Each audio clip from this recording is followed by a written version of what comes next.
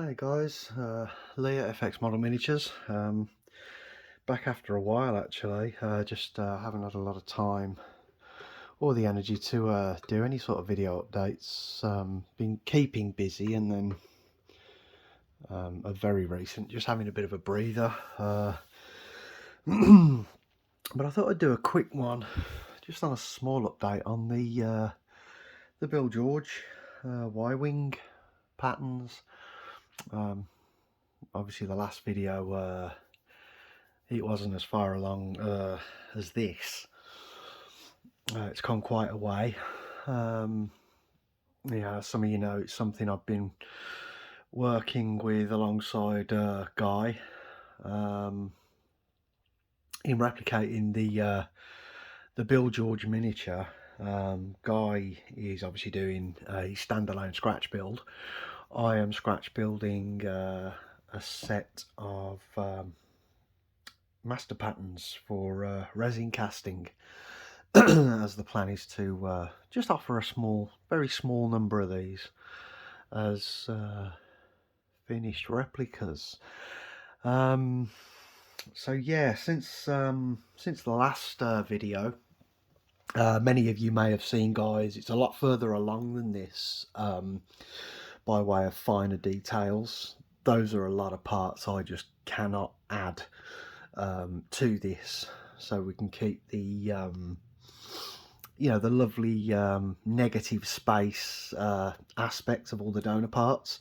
I mean, what is actually applied here, what it has got, if there is anything with a negative space, the negative space has been allocated for, so I've kept it, such as silly little things here like the Morse Carl cone. There's a little pip in it, and instead of filling that off, it was blanked off from the inside, just to keep all the undercuts and negative spaces accurate, so to speak. But yeah, it's come with its own set of challenges in actually creating this as a master pattern. It hasn't been easy. It's been a bit of a headache, and that's why I've been taking a breather of late. Yeah, it's it's broken me in a few places, but the upper wing patterns are now about done. There are a few small donors and plates to be added to these. Those have got to be manipulated and fitted yet, but those are the upper wing patterns. And then obviously that then that then broke down into this the top ramp section, which is nice and hollow for resin casting and then applying to the holes. So it just keeps that nice and light. And there are some, obviously, there's quite a few parts omitted from this at the moment, because those are parts that will have to be applied as separate plantons, if you will. So yeah, I've got kind of to this stage with the hull. Many of you saw I was actually just working on mainly the hull and wings and the neck, but I managed to get a good bit of progress on the cockpit, and this is actually the let me just adjust the camera a little bit here. The area that kind of broke me. The cockpit was very hard. It really was a challenge. It's actually a very simple shape, but because of the way it's actually shaped, it really did take some study on how to get the profiles correct. The canopy, as many of you, I did actually say, the canopy is actually an ILM casting, kindly donated by John Simmons, and resin cast by John Stewart. Still a bit more clean up on this yet. I've cleaned up quite a bit without losing any of the legacy marks or filing, the ILM filing patterns. I've tried to keep that as canon as I can, which has been a challenge. But yeah, the canopy's about there, just a little bit more clean up here and there. That's getting there. and then obviously down to the cockpit itself, which if I gently take off the support tube, he says it's quite a snug fit. Okay, right, so we've got our cockpit now made in styrene.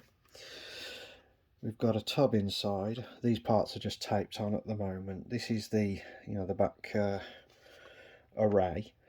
That's super accurate. There's just a couple of little donors I've got to apply to this. There's this little part here, that is just blue tacked on at the moment. That's also got to be cast separately. That actually holds a small little targeting computer array. So that's got to be a separate piece. This will be cast as one block and then applied. The dashboard, same again. This one actually I will actually bond this in. It's not bonded at the moment, it's just taped in. But there's a little seam here I just want to attend to. I just want to get that neat. And again, this is what's driven me to take a breather, because my own OCDs have really been kicking in strong on this one, because I want it to be right. I want it to be as clean as possible and as beautiful a set of patterns as I'm possible of doing. So it makes for a really high-end replica.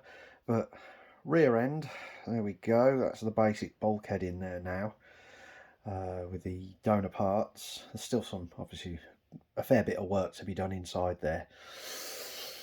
Mouth section, that's got all the ribbing inside it now. Just needs a bit of putty work in the corners just to get that as a nice smooth shape inside there.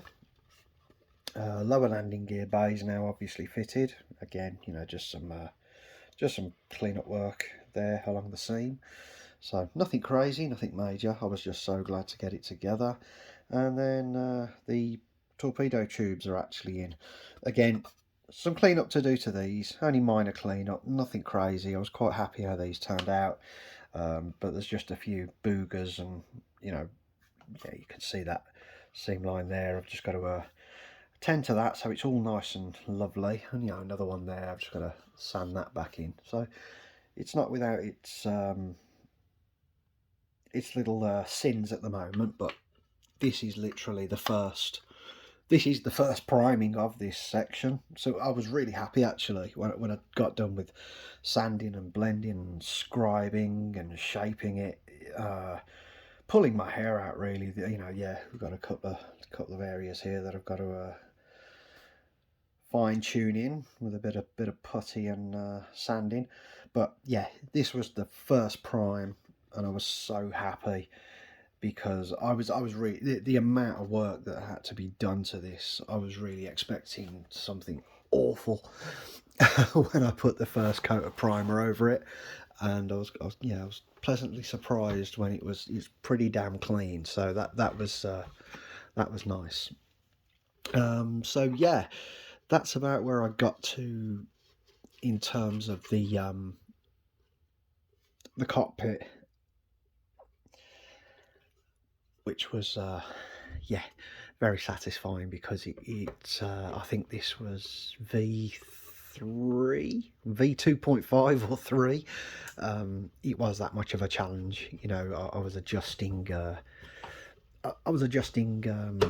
styrene and bulkhead fitment so much till I was just blue in the face, but happy to get to a stage where I can actually have a cockpit module that is faithful to the original. So yeah, that was very, very, very nice. And then I just put it to one side. I put the first coat of primer on and put it to one side. And this was all actually built from styrene sheet. The model uses 1.5mm styrene sheet, so that is what's used here. The top section, you kind of have to it's a very much a chicken before the egg scenario with it. You have to have your front nose bulkhead created and a ballpark of where your rear shoulders are going to land, because the nose has a massive curvature. I think Lee Stringer put up a meme of a big mouth Billy Bass a few weeks ago, but it really is. It's got this big fish mouth, very curved. But the rear shoulders, there's no curvature. It's actually flat, and therein lies the challenge. You're pulling a sheet of styrene longitudinally into an acute angle, but real tricky. Same issues with the underneath, actually building in the landing gear bay. Did prove some headaches and some very choice words. But yeah, I got there.